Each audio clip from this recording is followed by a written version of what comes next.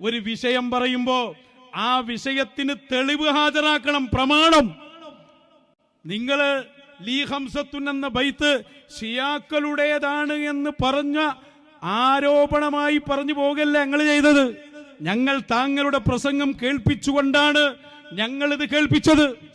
ഇതുപോലെ ഞങ്ങളെ ശൈഖുനയെ സംബന്ധിച്ച് ശൈഖുന ഇന്ന വിഷയം പറഞ്ഞു എന്ന് താങ്കൾ പറയുന്നുണ്ടെങ്കിൽ ബുർഹാൻ കൊണ്ടുവര്, തെളിവ് കൊണ്ടുവര്. ഞങ്ങൾ വെല്ലുവിളിക്കുന്നു.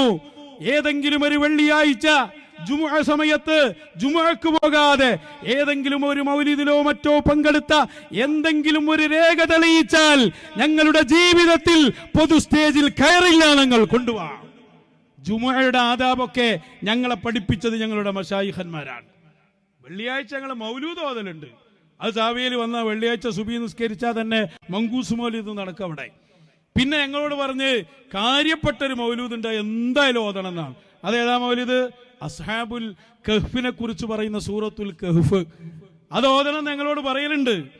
അതിൽ നായന്റെ മൗലൂദ് വരെ ഉണ്ടായില്. അസ്ഹാബുൽ കഹ്ഫിനെ സ്നേഹിച്ച നായന്റെ മൗലൂദ് വരെയുള്ള ആ സൂറത്ത് ഓതലുണ്ട്. നിങ്ങളെ സംഘടനയിലാവുന്ന കാലത്ത് ചിലപ്പോൾ അതൊക്കെ അങ്ങോട്ടും ഇങ്ങോട്ടായി വിട്ടുപോകാറുണ്ടെങ്കിൽ മശായിഖന്മാരെ മുമ്പിലെത്തിയപ്പോ ഞങ്ങൾക്കത് ഓതൽ നിർബന്ധമാണ്. ഒന്നല്ല 3 തവണ ഓതാനാണ് നിർദ്ദേശം. ജുമുഅക്ക് അവ്വൽ വക്തിൽ പോകാനാണ് നിർദ്ദേശം. ശൈഖുനയുടെ കൂടെയുള്ള യാത്രകളിൽ അവ്വൽ വക്തിൽ ജുമുഅക്ക് പോയി എല്ലാ ശർത്തും ഫർളും സുന്നത്തും പാലിച്ച് ജുമുഅയുടെ ലാസ്റ്റ് വരെ പങ്കെടുക്കൽ എങ്ങനെ എന്ന് ഞങ്ങളെ പഠിപ്പിച്ചത് ഞങ്ങളുടെ ശൈഖുനയാണ്.